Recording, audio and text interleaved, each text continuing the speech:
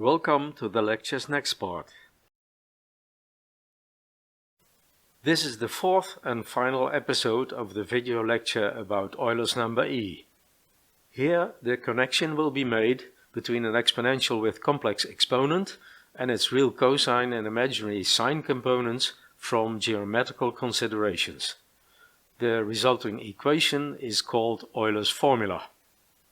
The previous module, in which the behavior of exponentials with complex exponents is dealt with by observing their convergence process, doesn't provide formal evidence for it. By demonstrating Euler's formula, however, in a roundabout way, that evidence will still be provided later in this episode. The power series for the sine and cosine functions that are required for proving Euler's formula will be obtained using a similar approach as was followed for e to the x in the second episode of this video. That way, the need for mastering the Taylor series expansion principle can still be circumvented. At the very end of this video lecture, from a couple of examples, the usefulness of Euler's formula will be shown, prior to concluding it with an overview of the lecture as a whole. In the previous episode, we've learned that the function e to the power I times an angle theta can be represented by a vector of length 1 in the complex plane at angle theta counterclockwise. Therefore, with varying theta, the vector follows the unit circle whose radius is 1. In combination with its real and imaginary parts, this vector forms a right-angled triangle, the hypotenuse of which has length 1.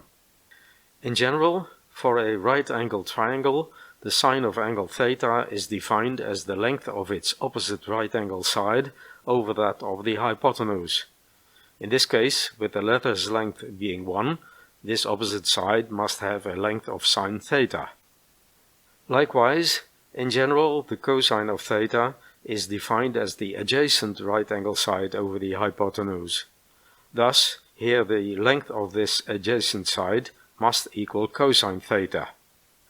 As a consequence, when the vector e to the I times theta is decomposed into its real and imaginary parts, for the first one can be written that the real part of e to the I times theta equals cosine theta, and for the second one holds that the imaginary part of e to the I times theta is equal to sine theta.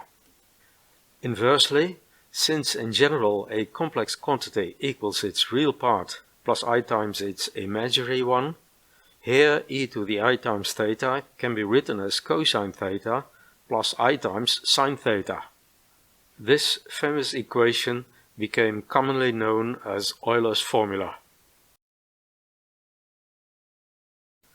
We will explore Euler's formula a little more in detail by observing the effect of varying the angle theta of the vector e to the I times theta on its real and imaginary components. In the range of 0 up to 2 pi for theta, the tip of the vector turns one full counterclockwise rotation around the unit circle, starting from a horizontal position pointing to the right. Its real part cosine theta, that is the vector's projection onto the horizontal axis, starts from its maximal deflection 1. At first it will decrease until crossing 0 and next increase again to the opposite side at -1 when the vector reaches half its full rotation. During the second half of the rotation, the real part swings back to its starting point, thereby progressing by a full cosine period. The imaginary part sine theta, that is the vector's projection onto the vertical axis, increases from 0 to 1 during the first quarter of the rotation. Next, it will swing all the way to the other side at -1 when the vector completes its rotation by 3/4, before returning back to 0. Changing the sign of the exponent has the exponential converted into the function e to the minus I times theta, that is now representing a clockwise rotated vector within the range of 0 up to 2 pi for the angle theta. The direction of rotation doesn't affect the exponential real part, since the cosine function is even. After all, the cosine of negative theta equals the cosine of positive theta. That opposite direction, however, turns the imaginary part into its inverse, since a sine function is odd. This causes the sine of negative theta to become the negative of the sine of positive theta. Therefore, Euler's formula for opposite theta, initially written as e to the minus I times theta equaling the cosine of negative theta plus I times the sine of negative theta, can be reworked into cosine theta minus I times sine theta. By combining both left and right hand rotated vectors, the reversed form of Euler's formula can be set up, in which the sine and cosine functions are expressed in terms of complex exponentials. First, e to the minus I times theta will be added to e to the I times theta. In the drawing, it can be seen that both constituent vectors have their real part cosine theta in common, while their imaginary part is opposite, and therefore will be cancelled out. The result is that the vector sum of the two is real and comes to the size of 2 times cosine theta.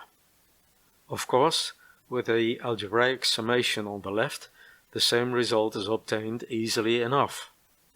From this consideration can now be concluded that cosine theta equals the sum of the complex exponentials e to the I times theta and e to the minus I times theta over 2. This is the first of two important relations that follow from Euler's formula.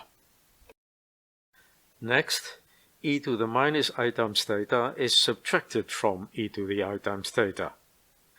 In the vector representation, that comes to adding its opposite minus e to the minus I times theta to e to the I times theta. In this case, these constituent vectors have their imaginary component sine theta in common, while it's just their real part that's opposite and will be cancelled out. That leaves I times 2 sine of theta as the subtraction result. On the left of the slide, that same result is found with an algebraic operation. It will be clear by now that sine theta can be written as e to the I times theta minus e to the minus I times theta over 2 times I. This is the second important implication of Euler's formula. To summarize it, we conclude that from Euler's formula for positive and negative values of the angle theta follows that cosine theta can be expressed as e to the I times theta plus e to the minus I times theta over 2, and that sine theta equals e to the I times theta minus e to the minus I times theta over 2 times I.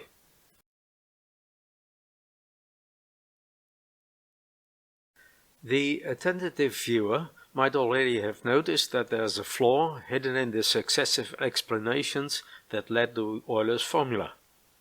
The basis for it, namely, was the behavior of the complex exponential e to the I times theta, for which no solid evidence was presented yet.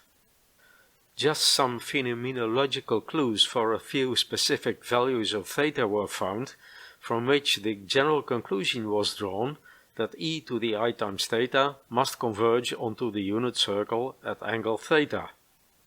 But that doesn't at all demonstrate this conclusion, and that formed the basis for the trigonometric considerations leading to Euler's formula, so the latter still lacks a decent foundation.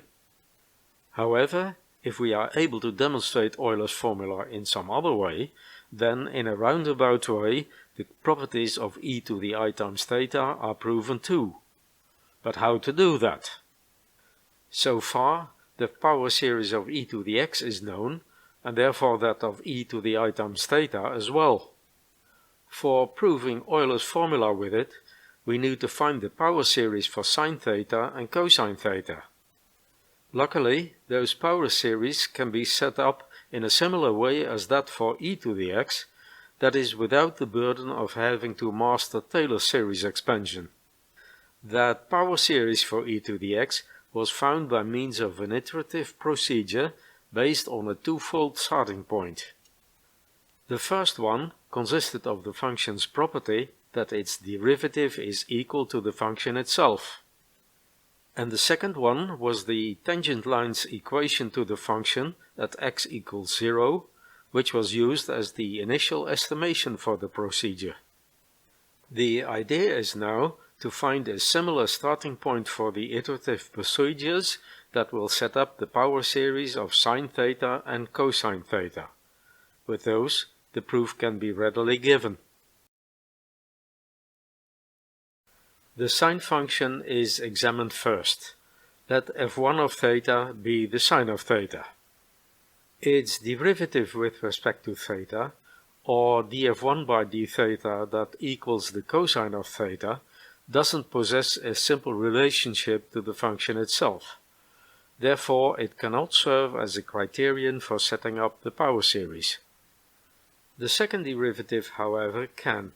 Since d2 f1 over d theta 2 is the derivative of cosine theta, it equals minus the sine of theta. And there we are.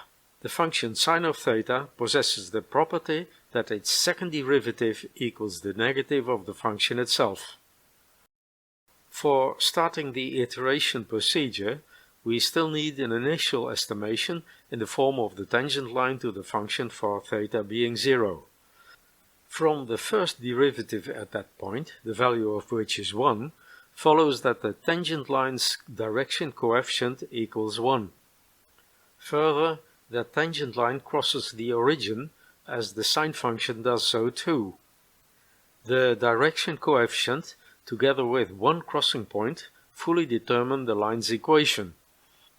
Designating the tangent line to f1 of theta as f1 prime of theta, we see that f1 prime of theta equals theta. It's depicted in the plot of sine theta. Next, the cosine function is considered. Let f2 of theta be the cosine of theta. Again, the derivative of f2 with respect to theta, which equals the negative of sine theta, is not useful as a starting point for the power series. But, once more, its second derivative is. It equals the derivative of minus sine theta, and that is the negative of cosine theta. So, the function cosine of theta 2 possesses the property of its second derivative being equal to the negative of the function itself. That property is identical to that of the sine of theta, but the initial estimation makes the difference. Where theta equals 0, the value of the first derivative is 0, and so is the tangent line's direction coefficient. Since that tangent line, designated as f2 prime of theta, crosses the point f2 equals 1 where theta is 0, it is described by the equation f2 prime of theta equals 1.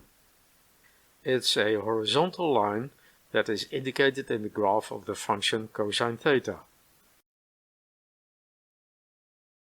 Prior to setting up the power series for the sine of theta, the starting point for the iteration procedure is recapitulated.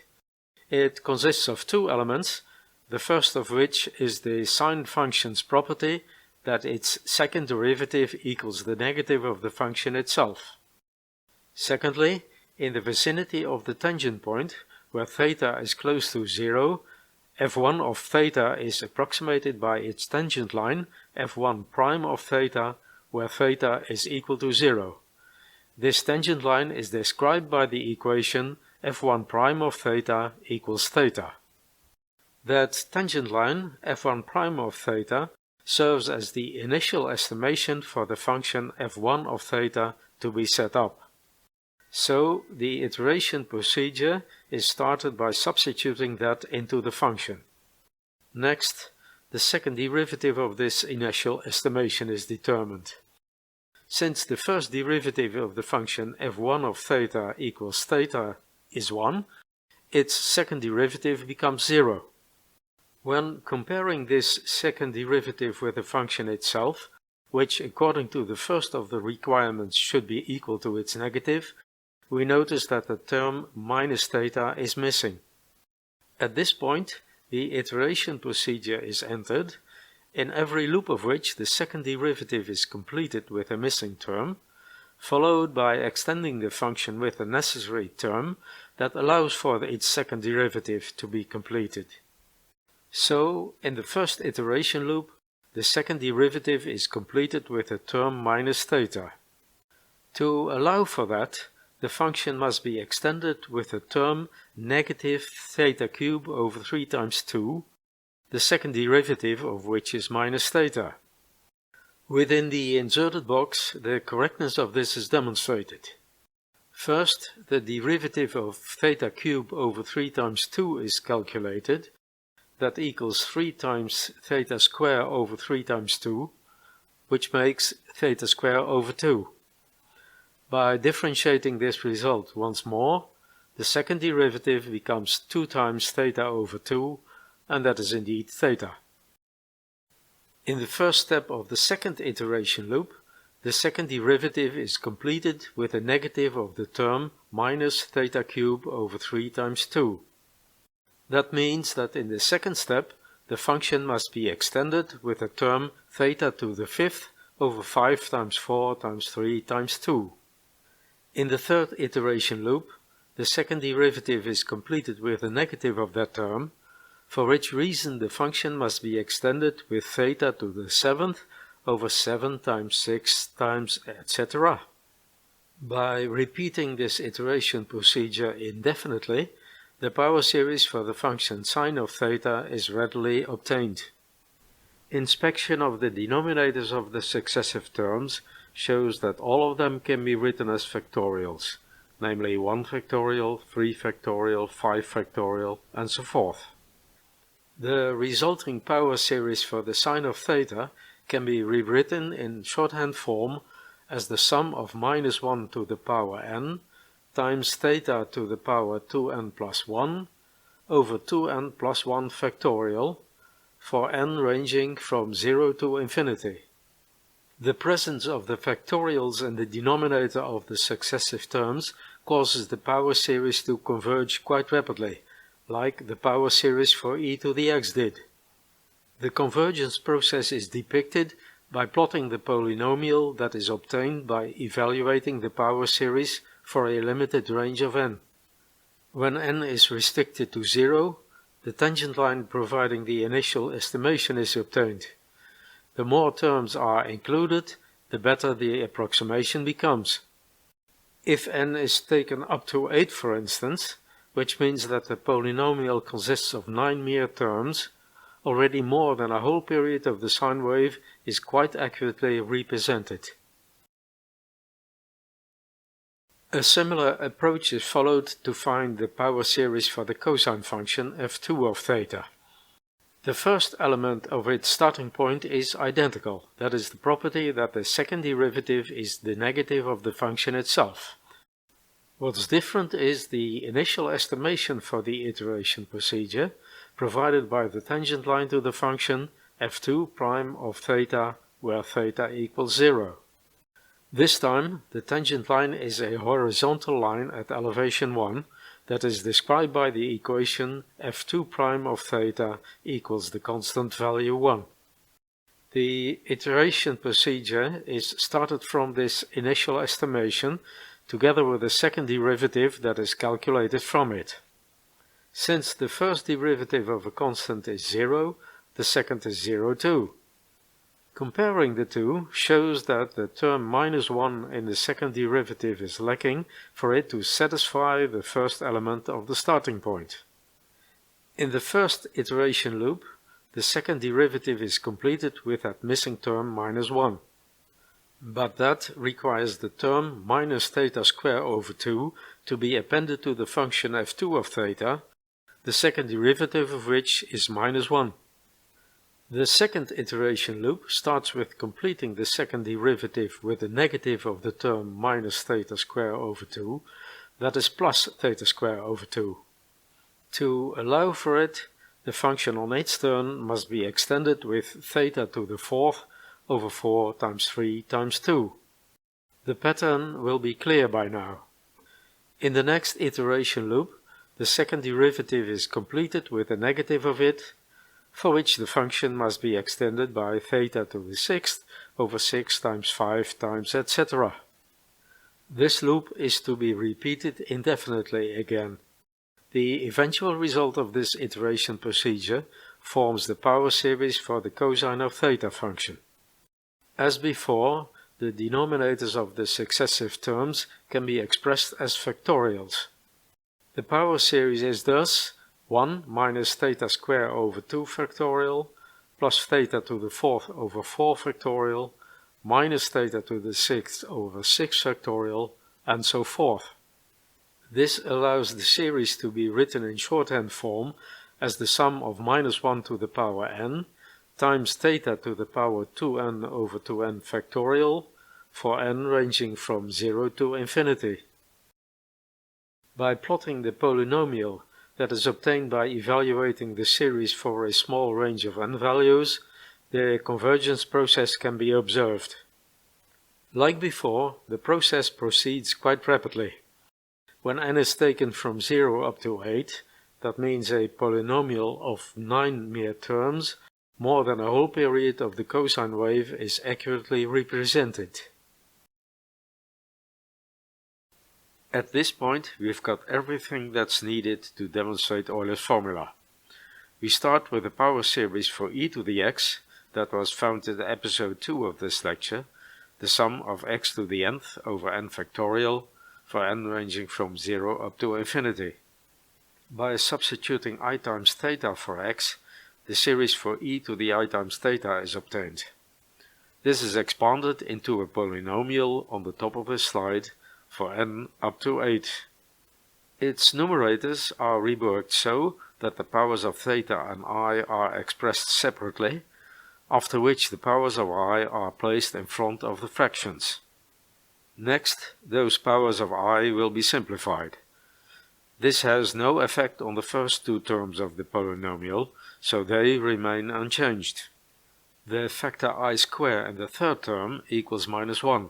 So this term can be simplified to negative theta square over 2 factorial.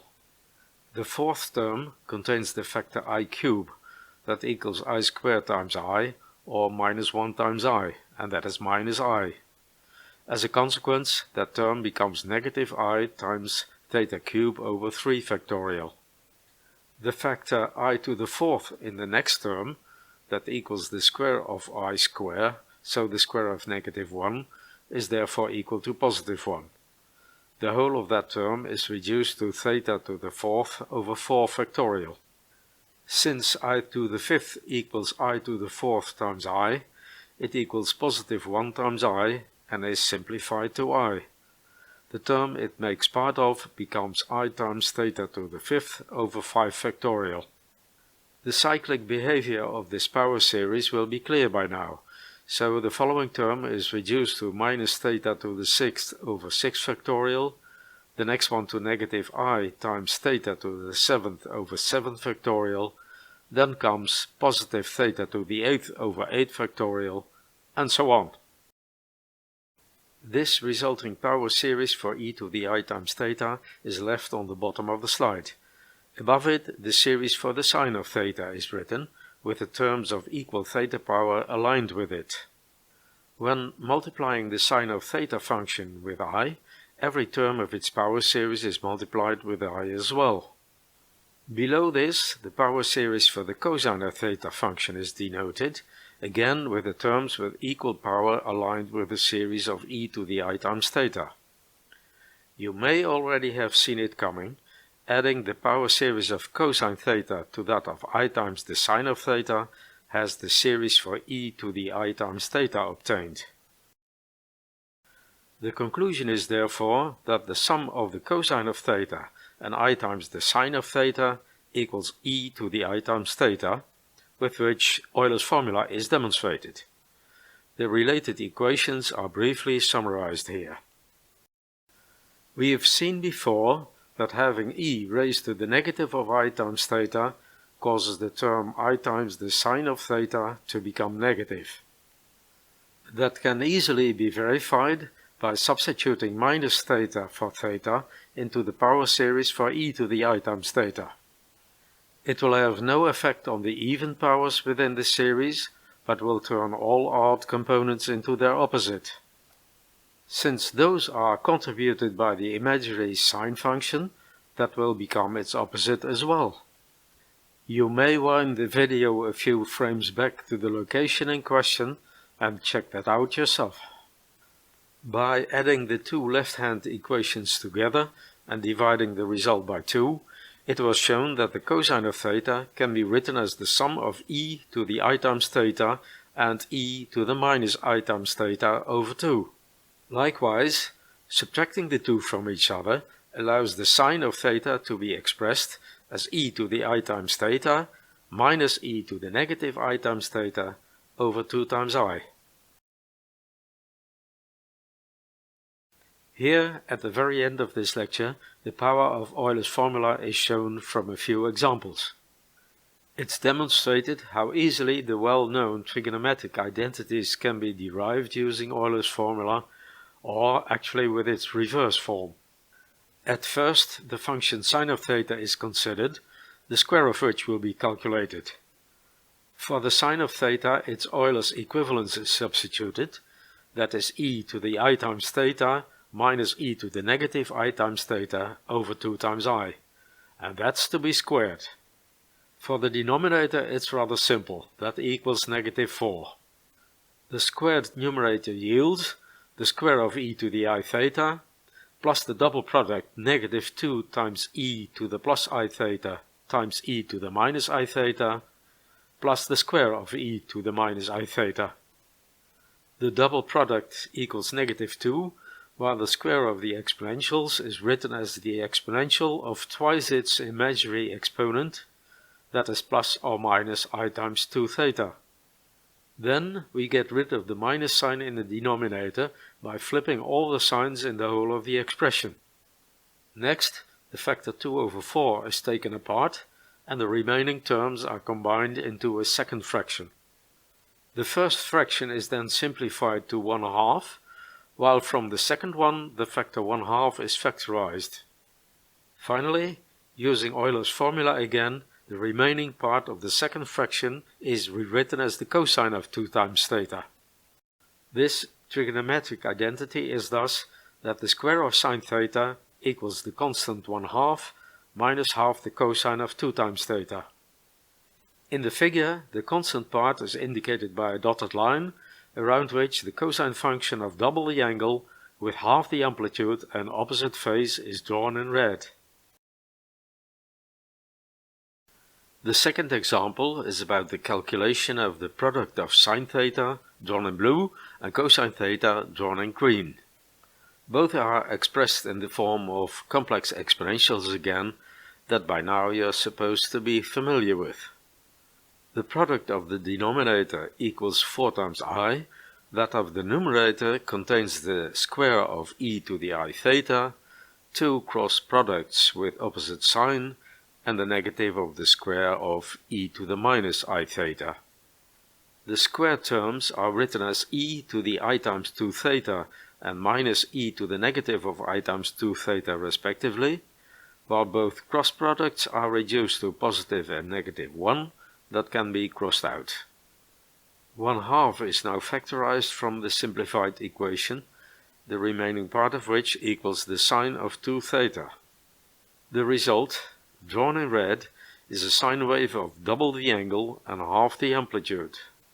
It might even be easier to calculate such a trigonometric identity on a piece of scrap paper whenever you need it, rather than to memorize it or to look it up.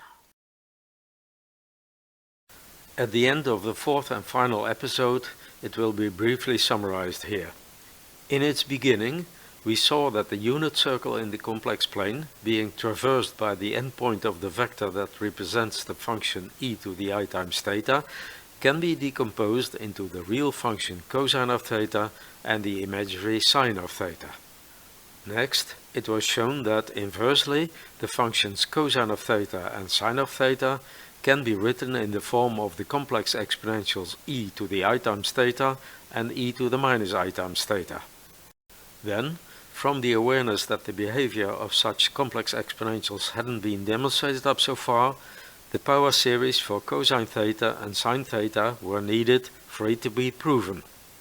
These were obtained with a similar iterative procedure as that for e to the x.